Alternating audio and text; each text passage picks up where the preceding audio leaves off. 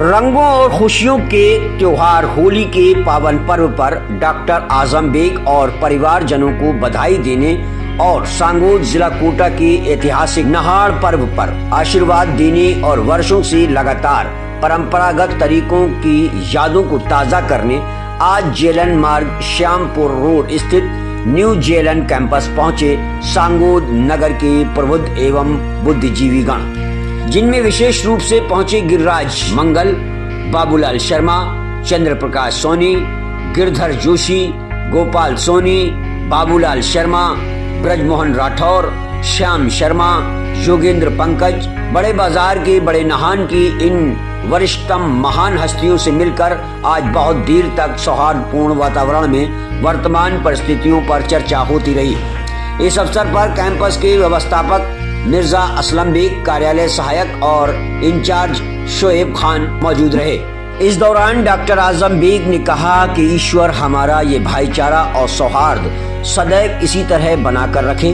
हम एक दूसरे के सुख दुख में इसी तरह साथ रहें और उन तमाम शक्तियों को अपने करीब लाने का प्रयास करें जो किसी भी तरह नासमझी में हमारे प्यारे देश के सौहार्दपूर्ण वातावरण को बिगाड़ने के लिए प्रयासरत हैं। डॉक्टर आजम बेग ने सभी आगंतुकों और अतिथियों का बहुत बहुत धन्यवाद किया और होली के पावन पर्व की हार्दिक बधाई दी। डॉक्टर आजम बेग अपने 10 दिवसीय रोजा तरावी में कुरान खत्म करने के बाद आज ही सहयोग से सांगोद पहुंचे हैं। उन्होंने इस अवसर पर अपने समाज बंधुओं से भी अपील करते हुए आशा जताई कि मुकद्दस माह रमजान के पावन पर्व और जुमा के दिन होली के अवसर पर अपने देशवासियों को बधाई संदेश भेजें और जहां तक संभव हो शाम को रोजा इफ्तार में भी अपने साथ आमंत्रित करें और ये समझने और समझाने का प्रयास करें कि सब्र, त्याग, बलिदान और अपने जरूरतमंद पड़ोसियों, रिश्तेदारों और हम वतन साथियों और भाइयों की परेशानियों में उनके काम आने और साथ देने से ही रोजे का मकसद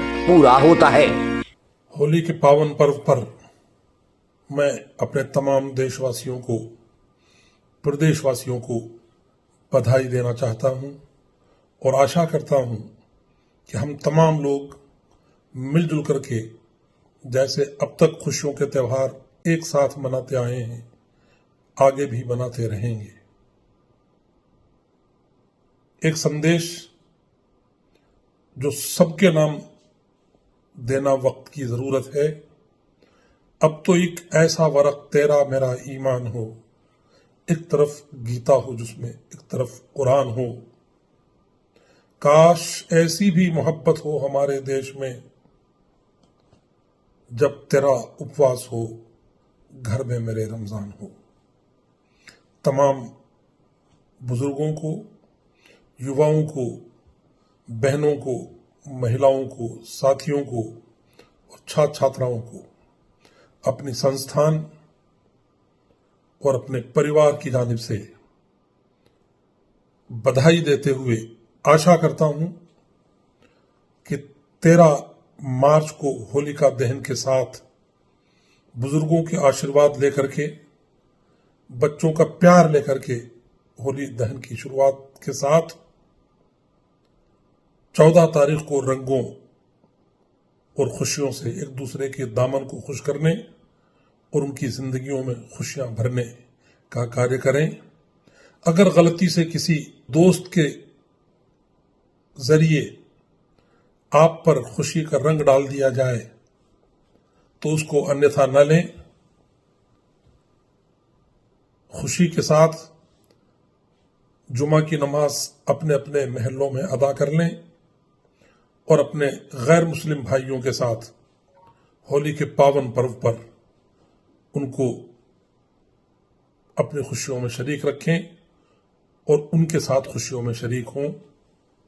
अगर संभव हो सके तो 14 तारीख की शाम को अपने गैर मुस्लिम साथियों को इफ्तार की दावत पर बुलाकर रोजे का महत्व समझाएं और आप खुद भी ये समझें कि त्याग, बलिदान, सब्र और अपने पड़ोसी साथियों की परेशानियों को महसूस करने और उनकी जरूरतों को पूरा करने का नाम ही तो रमजान मुबारक और रोजा है।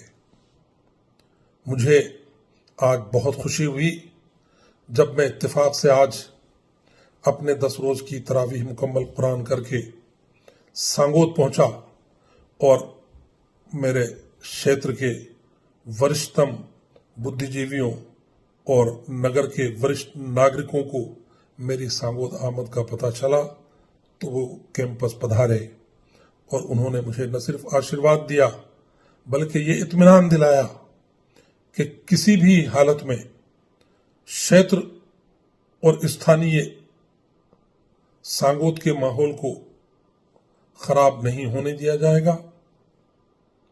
आप खुशी से अपने जुमा की नमाज अदा कीजिए। हम परंपरागत तरीके से अपनी होली का त्यौहार मनाएंगे और यही वो मैसेज था जो मैं समझता हूं कि हम तमाम लोगों को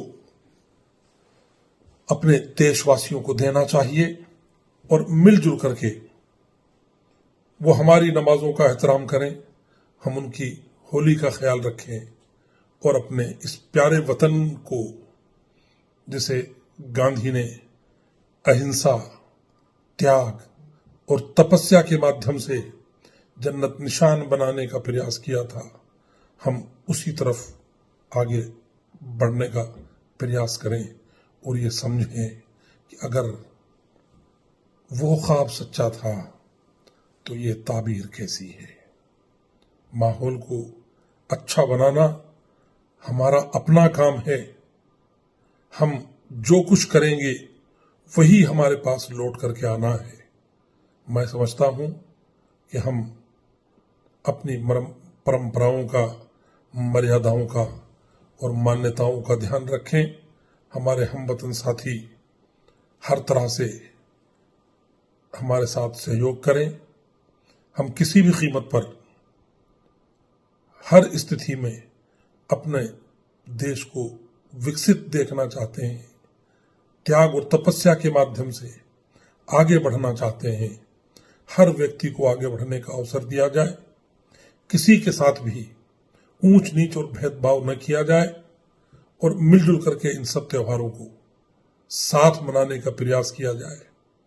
तभी हम उज्जवल भारत की कामना कर सकते हैं, अपने उज्जवल भविष्य की कामना कर सकते हैं। बहुत बहुत धन्यवाद। जय भारत, जय हिंद।